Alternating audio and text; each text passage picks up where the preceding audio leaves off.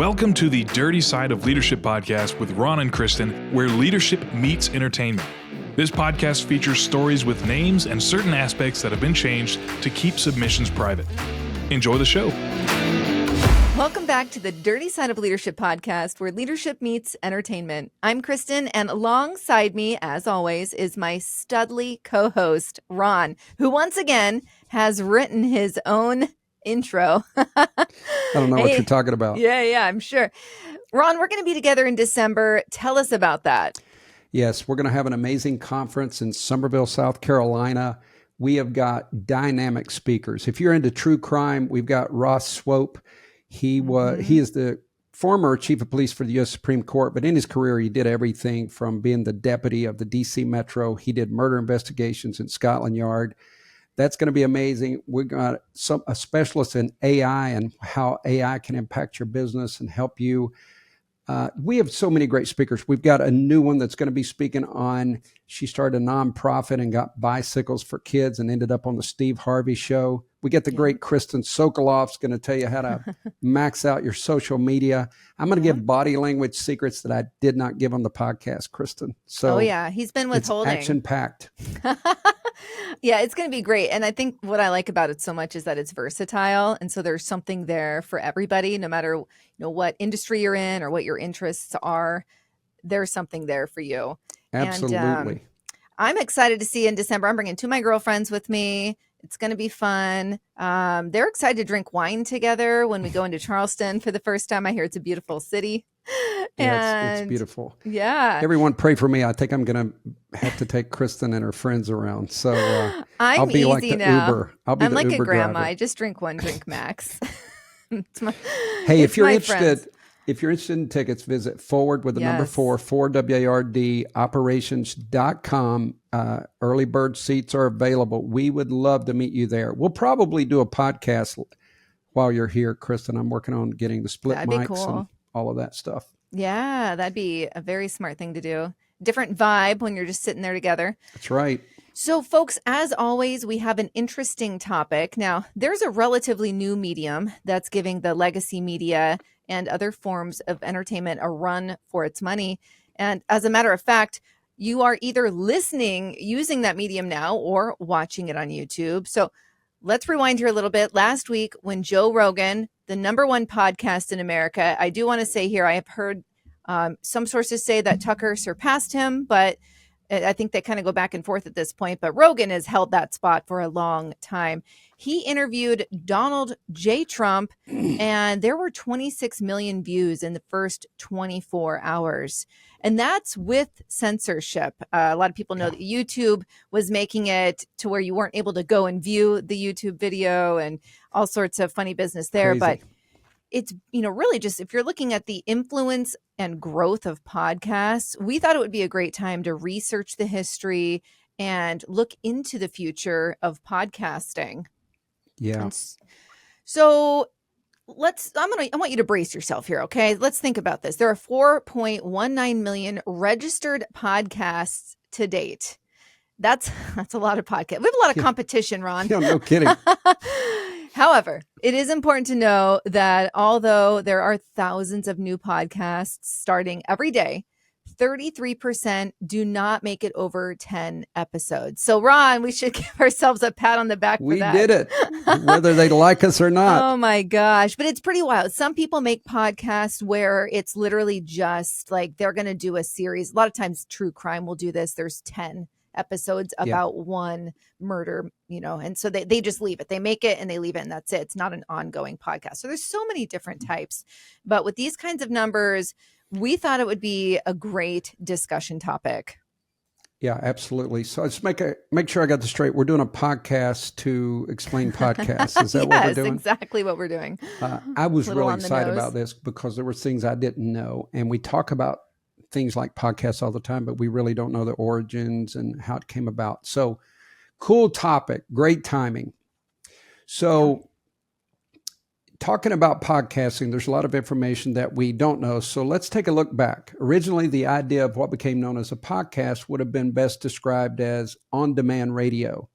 There were audio shows available in episodes that listeners could find and download online. Mm-hmm. There were also the long run format. Like back in the day, you imagine on the news or radio, you had like 5 to 15 minutes. So, Right. Kristin, I'm going to be asking you pointed questions. I'm going to interrupt you for a commercial. And I do know there's some sponsors on podcasts, but it usually doesn't last long.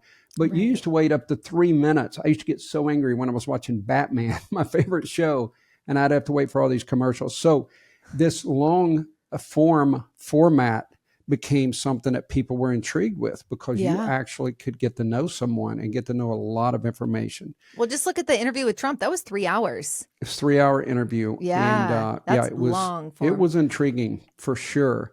Oh, yeah. Now, instead of turning on the radio, listeners use podcast listening apps that you hear us talk about. Apple, Spotify, that's two of the biggest. iHeartRadio is coming on third. And people are tuning in because they want to hear the category or the podcasters that they're interested in. So it's a really highly developed and diverse medium now. Oh, it sure is. So hang on, folks, because this podcast world is growing. And then there is YouTube, Rumble, Twitch, social media. So people are starting to get their information in a whole new way. And I'm so glad that we're a part of it, Kristin. Oh, absolutely. And you can tell when somebody just gets it from the news, right? Like the mainstream media. Yeah. Like I was just with my in-laws and I was talking about Candace Owens and she's like almost old news at this point. And my mother-in-law's like, who? But she knows everyone that Fox News feeds down her throat. Yeah. So I appreciate when people actually take advantage of going on social and doing what we're doing. Listen to podcasts. You're going to get a lot different perspectives here. I So agree. let's look at the features of a podcast. So the true definition of a podcast is still up for debate, I'd say, but the medium has been evolving ever since its creation. So it's been years since podcasts were audio only content channel, right? Some people still do that, but podcasts typically have these features, and I'll go over these. So they have the episodes, and whether they release their release schedule is weekly like us, some are daily, monthly, or even an entire season at once. That's what I was talking about earlier. Generally with true crime, they're going to give you the whole season at once. So they're released in individual chapters or episodes, and they have a consistent structure. So each episode follows a similar pattern, as you'll see with us. You hear the intro, right? We have an intro and an outro. We're introducing ourselves in the beginning, and then we introduce the topic, right? So that's that consistency, which is actually quite important. People crave that. So most nonfiction podcasts have an intro, and that's the main content. And that's generally broken up into a few reoccurring segments and then the outro, as I mentioned. So you'll find that when you listen to our next one, you'll be able to listen for these pieces a little more now that you're familiar with what we're doing. But a lot of times they're hosted on the web. So podcast episodes should be stored online so that the new episodes can be found and downloaded by subscribers. It's possible to host a podcast on your own website or server, but most podcasters like us, we use one of the many podcast hosting platforms that are specifically dedicated to that task. And you'll also, it's nice, you'll be able to see rankings and get the data analytics that I love to get when you use one of those hosting platforms. I know, Ron, you were getting into the analytics I got yourself. Excited as well. When I found out we were top 10 in Turkey, I was pretty excited. Turkey. And they're like, what is this? This is awesome. It's just so random. I'll be over soon to get a hair transplant, guys. Keep me in mind. All right, go ahead. Sorry. My husband said he wants to go with you if you ever do that. Okay. Oh my gosh. We'll do it. Tell him. He's serious too, I think. But so go Turkey with those hair implants. It's amazing. So the other one is there's RSS distribution. So that is also, it's a really simple syndication. It's a feed. So it's a web feed that lets applications and their users, it lets them access automatic content updates. So I know this is a little jargony, I would say, but yeah, a little bit. Let's go to you, Ron. Okay. Some categories. Yeah. just some general categories. You're usually going to see news and politics. And when Kristin mentions some people every day, a lot of the people that are in politics, Megyn Kelly, these people put out content every single day. Comedy, true crime, health and fitness, history, science, technology, fiction, marketing, and leadership that we're in. Now, we already mentioned Joe Rogan. His Joe Rogan Experience is believed to be the #1 podcast in the world. But let's look at a few other examples of some of the most popular podcasts today. One of the big one, and I'm not sure why, but I promise almost every female that I talk to, they're into Crime Junkie, True Crime Garage. It's all of those. For some reason, we're just so infatuated with murder and murderers and serial killers and all of these things. So you could put crime on anything. We should probably change this to the criminal dirty side of leadership, and it would get people. Oh my There's gosh. one, The Daily. There's one, Smartless. I've got a friend that listens to that one. It's comedians Jason Bateman, Sean Hayes, and Will Arnett. Bateman is funny. Yeah, he really is. It is a funny podcast. Then there's one, Blood Ties. And then there's a lot of comedians that have just sprung on the scene. And one is called Bad Friends, and that's Bobby Lee and Andrew Santino. And I got to be honest with you, I always have a guilty pleasure, and I watch those guys. They're idiots, but they're also funny as they can be. You've got Andrew Schultz, who he has a podcast. He's really booming. You've got Theo Vaughn. All the younger people know Theo Vaughn. His is this past weekend. Lex Friedman, he interviews all the big people, the Daily Wire with Ben Shapiro and all of those guys. It's huge. When Kristin mentioned to get a different perspective, that's what's happened is journalism has taken a hit and people are tuning in these podcasts, and we'll mention that a little bit more later. But I think people feel that honesty when they're listening to a podcast. Right. I agree with you. I know. And to comment on the earlier, how women are so into it, the crime junkies and all that. Yeah. Oh my gosh. I mean, I fall right into that, but I've had to wean off. I don't quite understand why women specifically are so interested in that. But I watched a show on Netflix last night. It was a movie, and it was like a thriller movie, and it gave me complete anxiety. So I'm actually like really glad that I started weaning myself off of that stuff. But hey, it is very popular, and that's an understatement. Yeah. So now that we know a little bit about podcasting, we want to share with you the origin. So I think origin stories are just like history. It's nice to know where you come from. So who invented podcasts? Most people would agree that the inventors of the podcast were Adam Curry, who was actually a former MTV VJ. I remember that video jockey. Yeah. VJ, and Dave Weiner. Yeah. Were you worried I was going to say Wiener? Mm-hmm. I love that. By the way, so Kristin much. and I have already argued before we even push record about her inability to understand the Appalachian dialect. So go ahead, Kristin. Oh my gosh. Yeah, he was worried I was going to say Wiener. I got it and said Weiner, but I was really battling there internally for a second. I did jump in. All right, go ahead. So he's a software developer. So these two friends wanted to find a way to download online radio broadcasts to an iPod. A game-changing device, right? I think everyone remembers the iPod. I actually forgot about those for a minute the other day. I was like, how did I listen to music before my phone? But the iPod.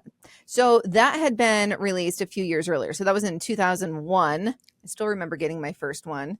Did you ever have an iPod, Ron? I did. Oh, yeah. My husband listened to music on his up until like 2 years ago. And I'm like, you might want to, change the game a little bit. It's so funny. Okay. So why it's called a podcast. The term podcast comes from two words, iPod and broadcast. And actually, I didn't know about this until we were researching this episode. So iPod, broadcast, boom, mind blown.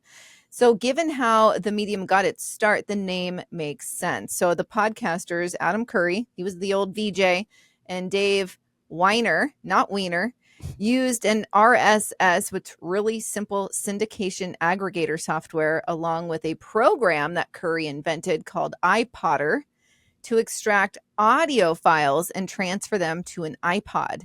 And then they could listen to radio broadcasts on demand and on the go from all of their iPods. That's pretty rad. Yeah, this was helpful. I'm changing my pickup line. I'm no longer going to say, do you want to listen to my playlist on my iPod? I'm getting rid of Are you making notes there?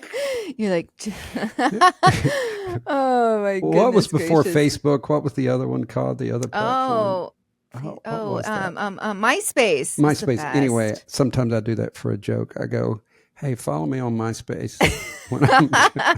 I really, you know what? We need to do an episode on what happened to MySpace, because I We still do. think it was a way cooler look and everything. The features were better than I will tell you Facebook. something. I did listen to a podcast on what happened to Oh, you MySpace. did? It's out there. Oh my gosh. Yeah, it was We might have to captivating. break It it was up in our captivating. style. Okay. Yeah. I'm like, what happened? Where's Tom? Okay. So why and when did podcasts become so popular? I don't know, Ron, what's your, like, when you think about when you started listening to podcasts, about what year? Yeah, it's not been that long. Same. Probably I started listening, I would say in 2016, 17, maybe. It was due to drives and someone had mentioned them to me, because I used to listen. I used to literally go to Cracker Barrel and get those discs, because no matter what Cracker Barrel you were at, did you know this? You could turn in the DVD or the CDs. So when I No. would take a trip, I would go to Cracker Barrel. You rent them for $4. What? And I would listen to the stories, and then I would find a Cracker Barrel wherever I was going. Or if I came to the same destination, I would take them back to Cracker Barrel. True story. Wait, okay. Of course, we don't really have many out here at all, but I did see them during our recent road trip. They're everywhere. Everywhere. I couldn't believe it. But anyhow, so wait, so they have what? They're running like their own rental system? Yeah, it was like not DVD, CDs with books on tape, and you would go in. There was a little stack, and you could get What? whichever one you wanted. Yeah, stick with me, Kristin. That's You'll really learn cool. a lot. That's You'll learn a amazing.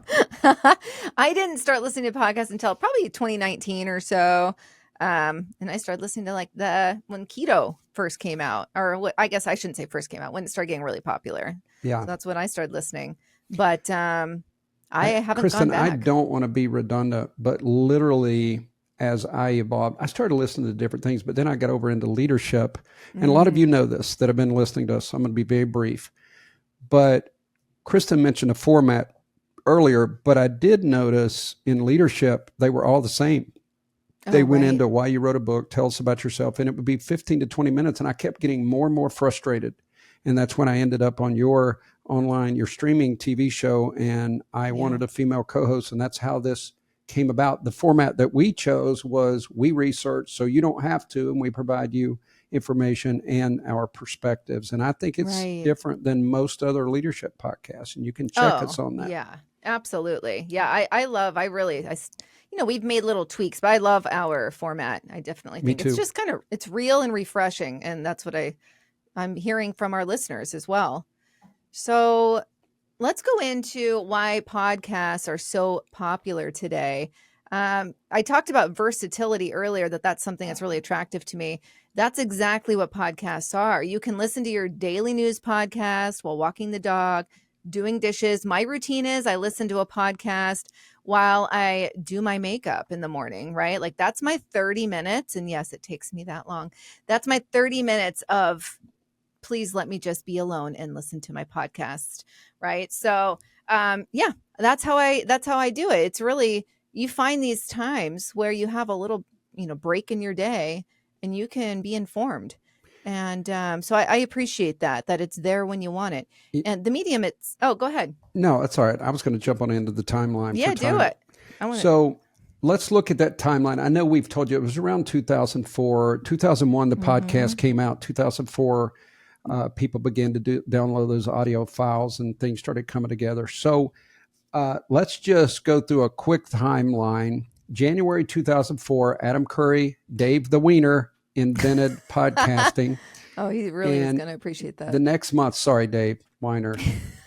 In February, the term podcast is first used by Ben Hammersley in its Guardian article. So he wrote an article about it and he called it podcast. And imagine that he literally invented the word. So that's cool. Yeah. June 2005, Apple releases iTunes, had 4.9 with native podcast support. I'm not sure what that actually meant, but and in 2005, George W. Bush is the first U.S. president to have his weekly address delivered in podcast form. Pretty cool. Yeah, it is. In December 2005, the term podcast is declared the word of the year by the New Oxford American Dictionary. That is all very interesting. It is. I like it. Those Give were us the some more, early birds. Kristin. Yeah. Well, the rise of podcasting. So in 2000, excuse me, in 2006, Ricky Gervais, he sets a Guinness World Record for the most downloaded podcast at 261,670 per episode. That was his average. So that's pretty awesome. Yeah. Ricky Gervais is hysterical. I can see why. Is. That British humor. In January of 2006, in a keynote speech, Apple CEO at the time, Steve Jobs, demonstrates how to make a podcast using GarageBand. And that's another app that comes with the Apple phone and the Apple laptops. Yep. In May of 2007, Google acquires FeedBurner, which is a service that many podcasters use to create an iTunes compliant RSS feed. We talked about that earlier.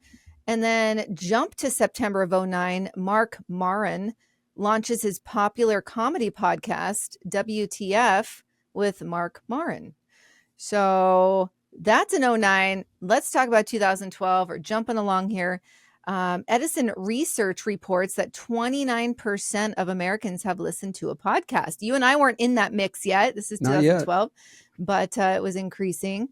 13, and Apple announces 1 billion podcast subscribers are using its platform. Apple still remains the largest podcast platform. Yeah. October 2013, there was some controversy there. Texas company Personal Audio had been claiming ownership over a podcast distribution method and demanding licensing fees from podcasters. And the Electric Frontier Foundation filed a petition with the U.S. Patent and Trademark Office to invalidate Personal Audio's patent. So that's interesting. I had no idea about that. Yeah, I don't think they prevailed on that. But yeah, I don't either, because we're not paying them. So now at this point, Kristin, things are starting to get popular. So let's look at that. This would be between 2014 and 2018, and this is when I came on board. This American Life, a well-produced journalistic show with a strong narrative style, launches in podcast format. Again, that was June 2014. October 2014, the creators of This American Life launched Serial, a true crime podcast that became an instant success and launched the true crime podcast genre. April 2015, Serial is the first podcast to win a Peabody Award. June 2015, Mark Maron interviews President Barack Obama on his podcast, WTF, with Mark Maron that you mentioned. August 2017, the U.S. Patent and Trademark Office rules against Personal Audio in its patent dispute. There she is. Making podcasting more accessible for creators. That was a big decision, by the way. Oh, yeah. 2017, Amazon Prime Video launches Lore, a television show based on popular podcasts by Aaron Mahonk, providing podcasts can be a major influence on TV. Better you than me, you buddy. Laughing? You were laughing at me. Well, I didn't say wiener. All right. December 2017, Apple launches its podcast analytics features, which confirmed that podcast listeners was very high and extremely profitable. This thing starts making money. Oh, yeah. A little bit more, Kristin. All right. And this is when I started listening. So 2019, I'm going to bring it to present.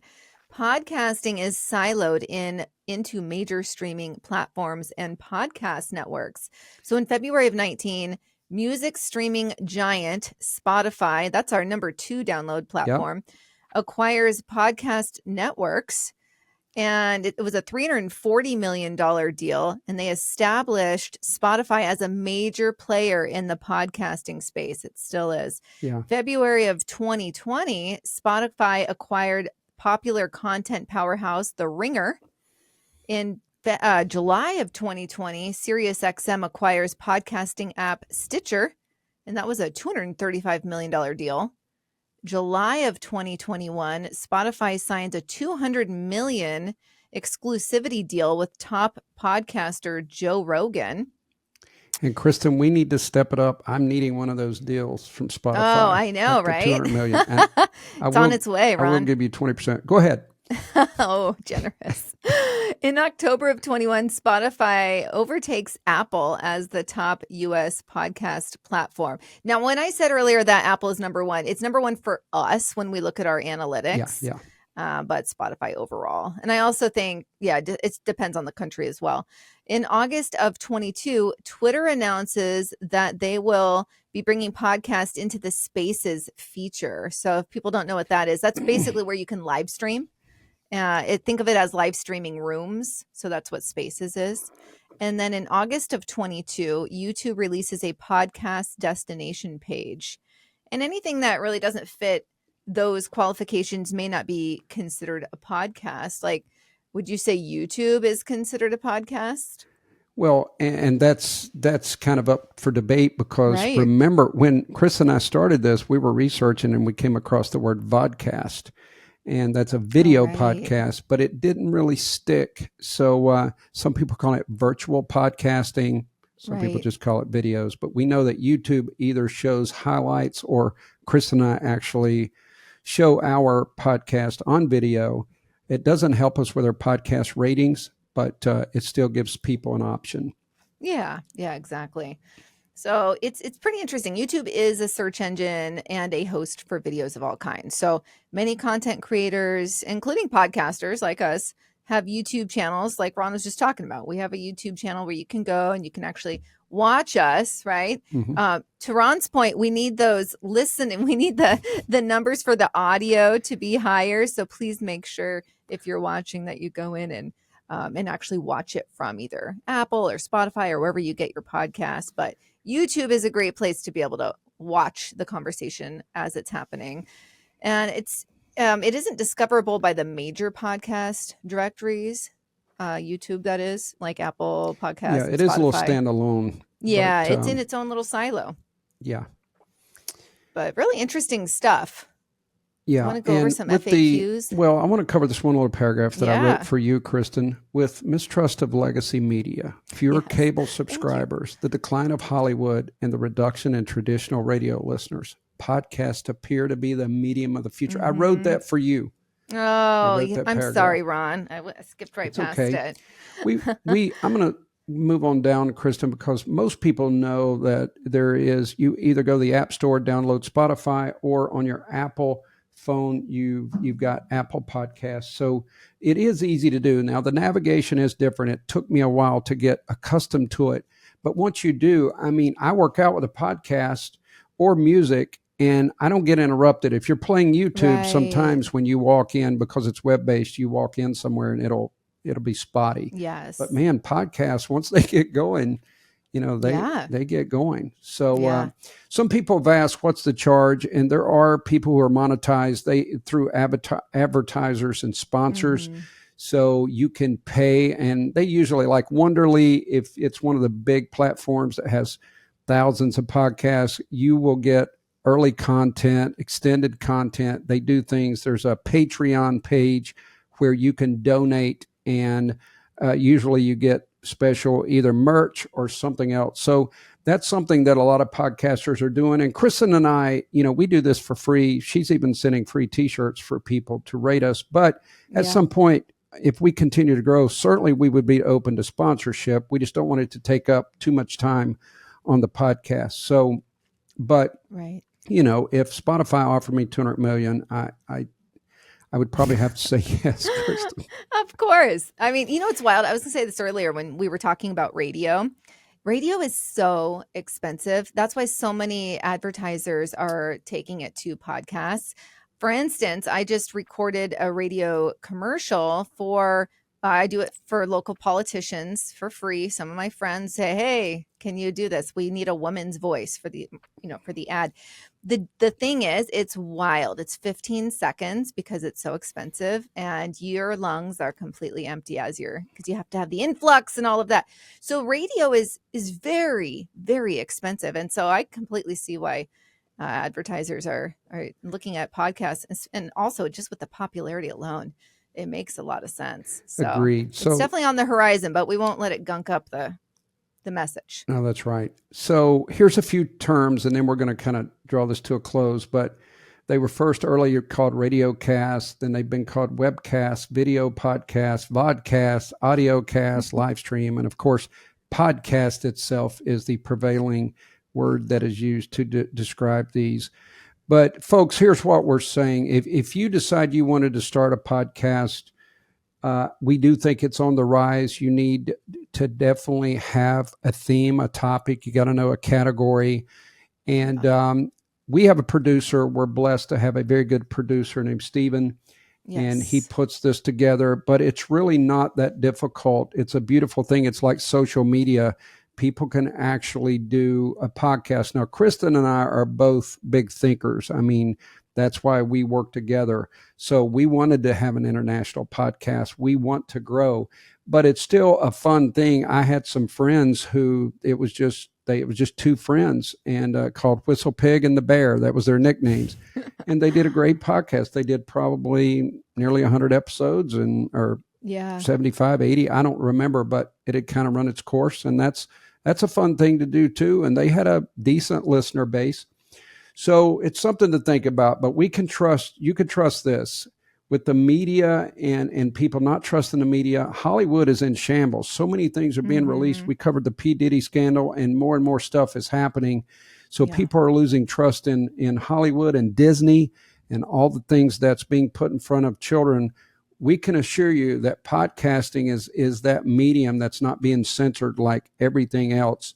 Right. And it could be a wonderful opportunity for you, your business, your company, a sponsor, or maybe you want to start a podcast. So that's another reason we wanted to bring this to you, to not only tell you about the history, the rise, but also the opportunities that podcasting is going to bring forward. That's huge. Right. Absolutely. Yeah, I think it's a great topic.